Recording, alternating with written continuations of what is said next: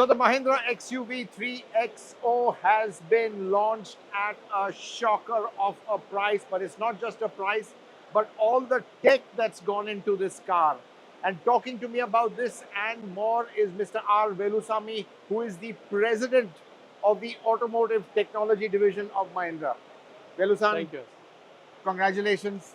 Thank So, you. I think this was, to be honest, it's like a make or break. You've thrown everything into this. Absolutely. Just want to run through external changes. I know, but I think you manage it without any sheet metal changes, from what I understand. Yes. So as you can see, the grill is new. So the headlamp is new and the fog lamp is new.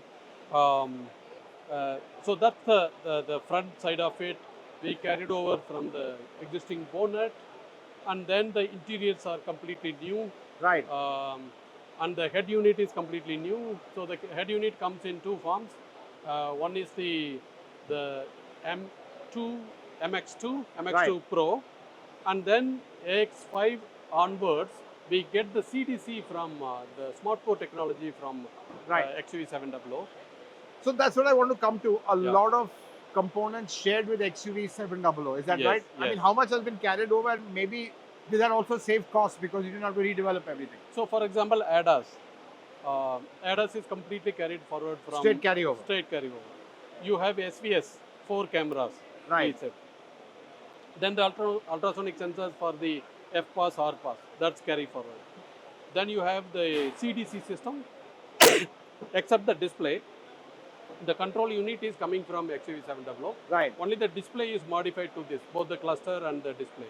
Right. But otherwise, the computing, the main is coming from there. The audio system is coming from, basically, is coming from BEV. Right. So the So Harman, the- the these- amplifier.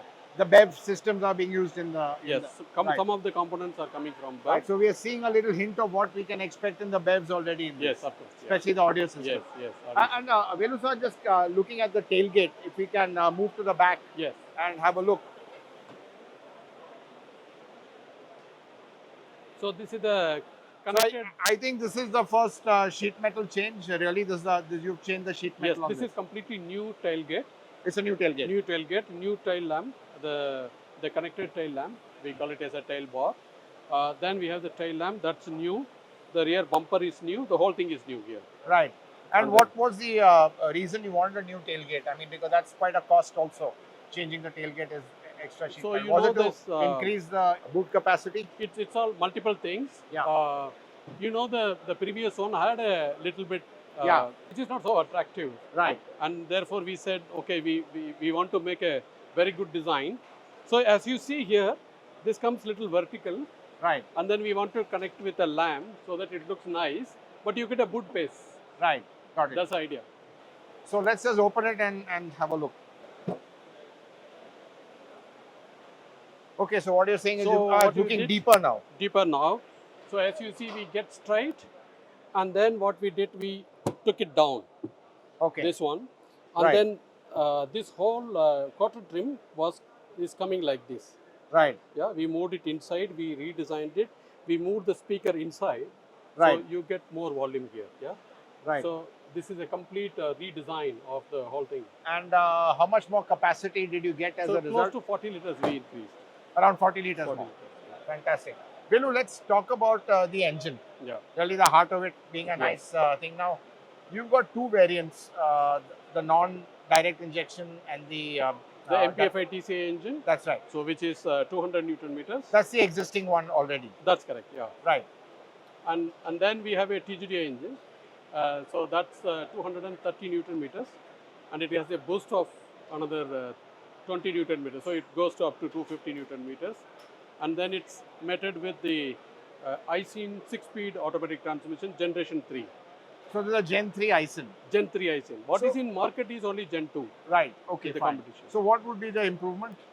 So, you know, 1500 RPM, we had the 230 Newton meters Right. in the engine torque. So the damper needs a very high oscillation because it's a 3-cylinder engine, you know. You have very high oscillations. So if I have to give drivability and if I have to give the torque at low end, I need an automatic transmission that can observe and then I can lock it because otherwise if I keep the torque converter open, then I don't get the drivability. Right. So that's the generation 3 with a wide angle, we call it as a super long damper. I see. Okay. So basically, what you're saying is with Gen 3, you get a little bit more refinement. Absolutely. Okay. So Now that refinement. allows you to lock it early Right. and then give you a best drivability. Got it. Got In it. city, in city. Right. Right. Okay. Got it. So That's right. key. So that that slush effect, that torque converter effect is less. I mean, it kind of locks immediately. Locks much earlier. immediately. You don't lose fuel consumption. You get Right. a drivability. You get a kick early. Yeah. And again, just talking to the Aisin, clearly you mated it with the with the direct injection unit. Yes. Direct injection. Okay, Yes. fine. And any reason it's not with the indirect injection, the normal MPFI engine? So it's just that in that segment, AX5 onwards, Right, we felt TGD is the best one, right, and therefore we mated it. It's just that there are too many powertrains, and then you need to take a judgment call of Right. how to do it. how to do the variant. Got it. And Velusan, diesel also been very strong. Any improvement in that, or is that a So straightforward diesel carryover? is again recalibrated. The Right. AMT is completely recalibrated. Right, So if you drive this AMT versus the previous AMT, you will see older difference. right, right. So we brought the refinement according to the latest players in the market. We brought the speed at which it engages. Yeah, the whole thing. Yeah. Whole thing is been But recalibrated. you know, you moved to the AdBlue system after 6.2. Is that right? Yes, yes, yes. Some competitors are not doing AdBlue. Uh, is that an advantage? I mean, what is your thinking on? So in the long run, we believe the AdBlue system is a cleaner. Right, It keeps the engine cleaner, and the reliability of the engine is much better. Because then, what basically you do, you absolutely reduce the soot inside the combustion system, and then you increase the NOx, and with the AdBlue system you kill the NOx. So the engine is clean, the exhaust system is clean, so therefore air is clean. But in the LNT, you reduce the you generate as much as particulates there, right, and try to reduce at engine level, because the LNT is not so efficient to kill the NOx. right, So therefore, part of the particulate system has to be generated within the engine, right. and that really loads the DPF. It's not a good system. You have to light it off further. You have to light it up further, and then oil dilution. It's not a good system, and it's not a fuel efficient system also.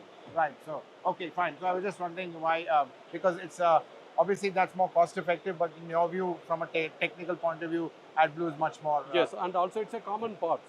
So we are dealing with XUV700, Scorpio N, Thor, all across. So it's a part of the bill of material for the urea dosing. Right. And then the tank size is different to different one. So we believe instead of developing an LNT, which is an independent one, it just carry forward same calibration efforts, everything same. So it's Right. And Velusan, talking on any mechanical changes, what's been done to the suspension? Was there any feedback, and or was it basically the same?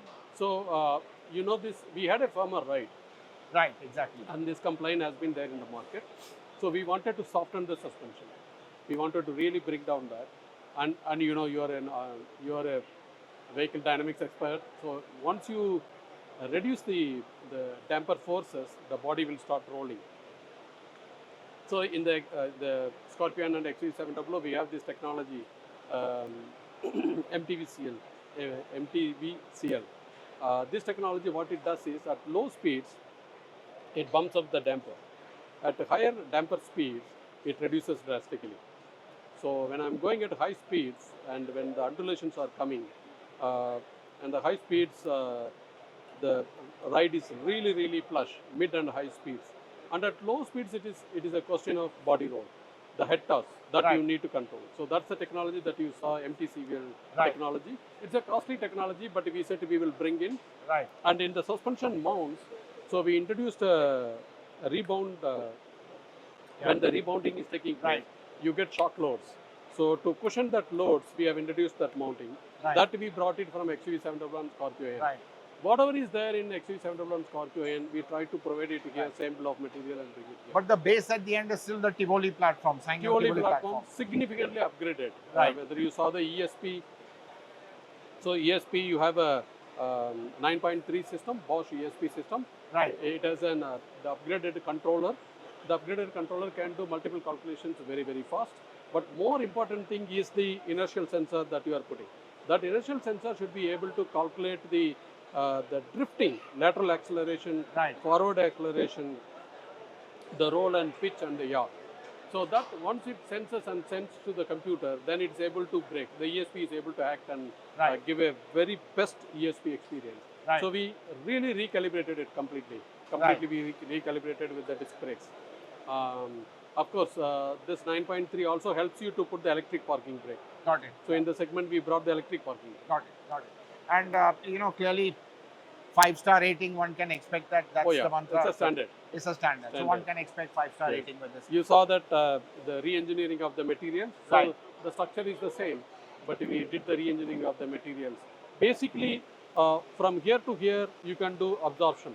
Right. So close to, you saw about 1038 millimeters. This is the crumple zone. Here, if you open the bonnet, you Yeah. can see, except the engine, about 400 millimeter free space is there. Correct. So you crush it, and then only the engine is left out. Right. You can crush it, but nothing should happen. No deformation should happen there. And there it is very hard material, so we used it. It's a known technology that we use it in XC700. We brought it here. More than what I'm happy is the disc brakes, 6 airbags. It's a standard item, and 3-point mounting seat belt. It's a standard item from low variant, the entry variant to the top variant. Right. Safety wise, we did not compromise anything. On that note, Velu, congratulations Thank on you another so great much. job done. Thank you.